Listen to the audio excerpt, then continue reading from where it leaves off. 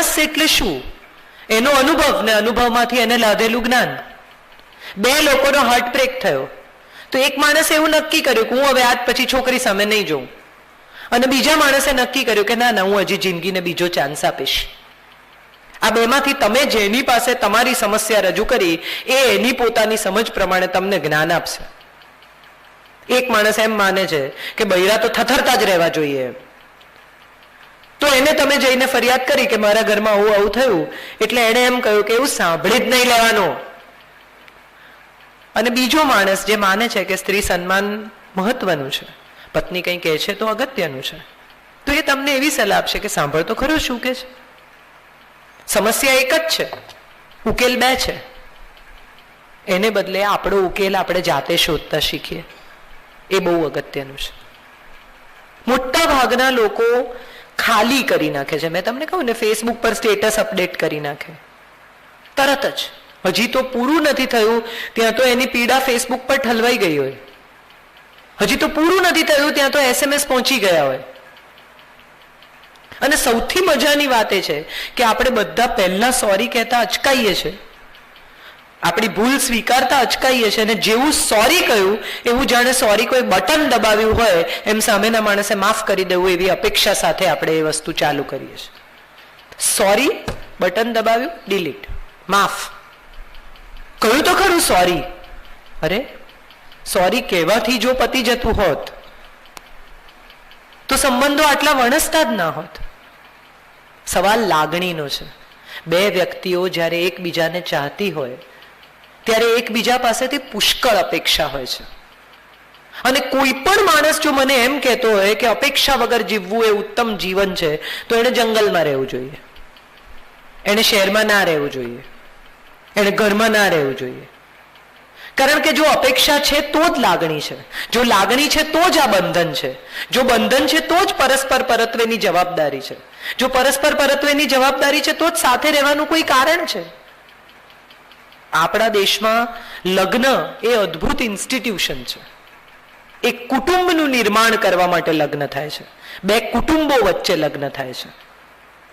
It's not about just two people getting married. કેટલા લોકો પરણેલા છે?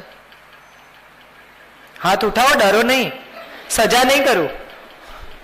કેટલા લોકોને સપ્તપદીના વચન મોઢે યાદ છે? આ મજા છે. અમારો 50મો અનુભવ છે. ફૂલ હાઉસ ઓડિયન્સમાં આ પ્રશ્ન હું પૂછું અને ફૂલ હાઉસ ઓડિયન્સમાંથી એક પણ માણસ ઉભો થઈને મને 67-8 વચન કહી નથી શકતો. માણસ is woman or man, I am not talking about any. પણ એ પરંપરાને તો આપણે બધા ભૂલીને ક્યાંય કૂચો કરીને ફેંકી દીધી છે. લગ્ન એટલા માટે કરવાના કારણ કે ફિલ્મોમાં જે ફર્સ્ટ નાઇટ બતાવે છે એવી ઉજવવાની. ફૂલો લગાડે લોકો.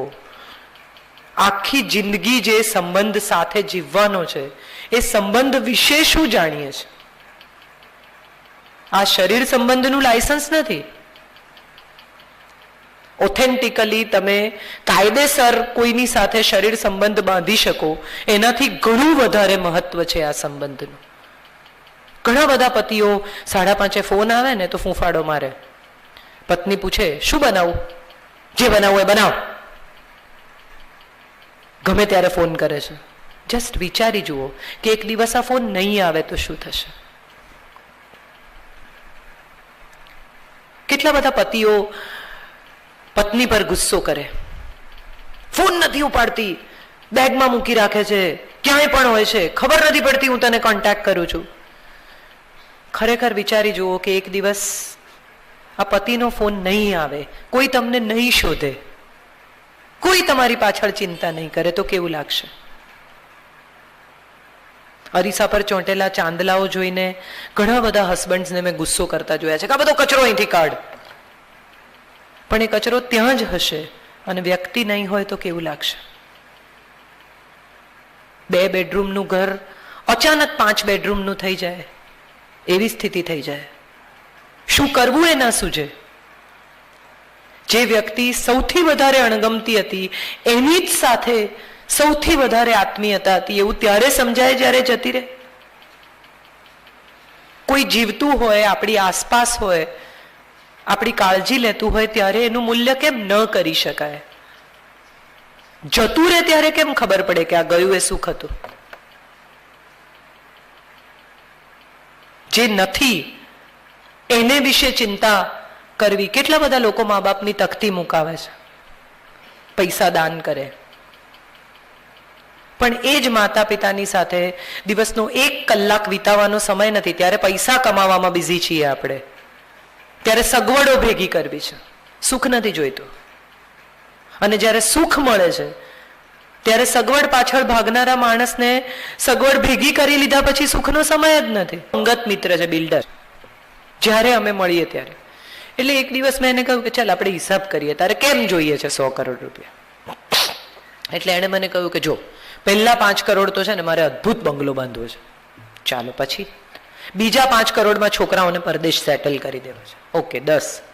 ત્રીજા 5 કરોડમાં પત્નીને દુનિયા બતાવવી છે, અદ્ભુત રીતે, વેરી ગુડ. ચોથા 5 કરોડમાં મારે મારા ઘડપણ માટે વ્યવસ્થા કરી લેવી છે, કરેક્ટ. અને 5મા 5 કરોડમાં મારે મારા માતા પિતાના નામે દાન કરવું છે, સમાજ સેવા કરવી છે, ફલાણું કરવું છે, ઢીકણું કરવું છે. પછી હવે એની પાસે કઈ નથી ને 25 એની પાસે આજે પણ છે. એને શેને માટે જોઈએ છે 100 કરોડ રૂપિયા? એ 75 કમાવામાં હી ઇઝ વેસ્ટિંગ ધેટ 25 નું સુખ. જે પડ્યા છે તે નથી વાપરવા. આ સંબંધ છે. આપણી પાસે જે છે એનું તો પહેલા મૂલ્ય કરીએ. હેલ્થ છે, શરીર છે, સુખ છે, પતિ છે, પત્ની છે, સંતાનો છે, મિત્રો છે, જીવવાનું બળ છે, મજા છે. સુખ તો બહુ જ નાની વસ્તુમાં છે. એક બાળપણનો મિત્ર રસ્તામાં મળી જાય એમાં જેટલી મજા આવે એટલી મજા કદાચ મર્સિડીઝ ગાડી ખરીદીને ન પણ આવે.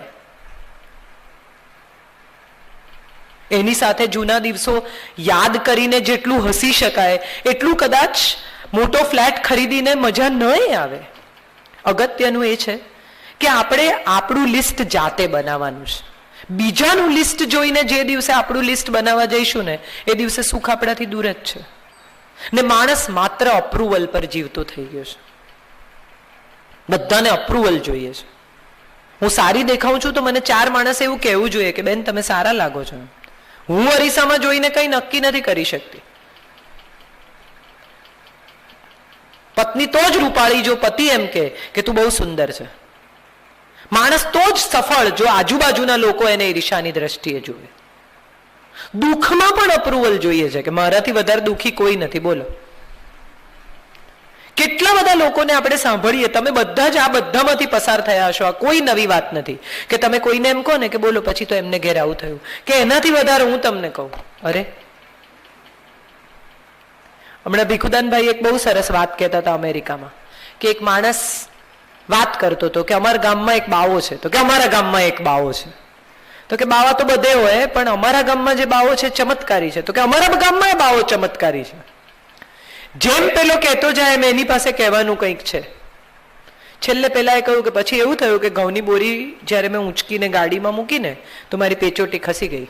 તો કે એ મારી નથી ખસી, કંઈક તો જુદું પડ્યું. પાર્ટીમાં સમારંભોમાં કોઈ તમને જ્યારે પૂછે છે કે કેમ છો ત્યારે જવાબ સાંભળવા તમારી સામે જોતા એ નથી. એ આપણું કમ્યુનિકેશન છે. કોઈને ફોન કરીએ અને એમ કહીએ કે મેં કોઈ કામ વગર હેલો કહેવા ફોન કર્યો છે તો એ માણસ તમને 3 વાર પૂછે એમ ખરેખર કઈ કામ નથી? ભરોસો નથી માણસ. તમે કોઈની સાથે ખૂબ સારી રીતે નમ્રતાથી પ્રેમથી વર્તો તો એ માણસ સતત એ સમજવાનો પ્રયત્ન કરે છે કે આટલા નમ્ર આટલા પ્રેમાળ કેમ છે અને શું જોઈએ છે. કારણ વગર કોઈની સાથે સારી રીતે વર્તી શકાય એવો કોન્સેપ્ટ જ ભૂલાઈ ગયો છે. એ મજાની વાત છે.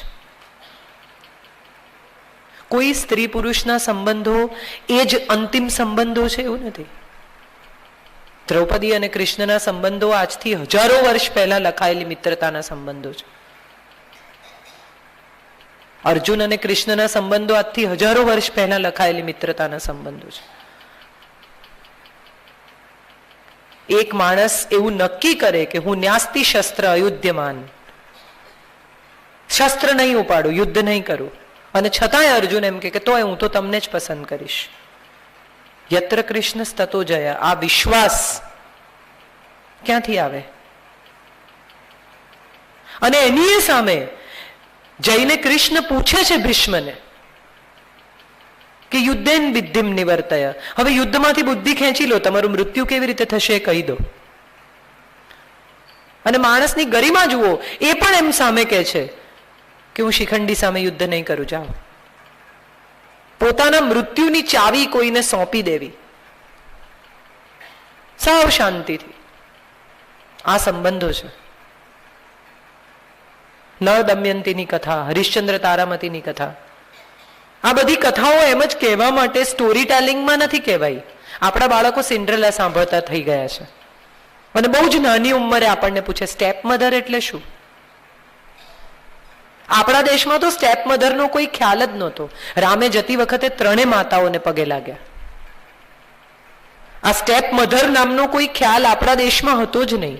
આ પશ્ચિમથી આવે છે. જે દેશમાંથી આપણે, જે દેશોમાંથી આપણે પ્રેરણા લીધી છે, ટેકનોલોજી સુધી બરાબર છે, બાકી સૂર્યને પણ અસ્ત થવું હોય ને તો એને પશ્ચિમમાં જવું પડે છે, ઉગવા માટે પૂર્વમાં આવે છે. આપણી પાસે ઉગવાની સંસ્કૃતિ છે, ડૂબવાની સંસ્કૃતિ નથી.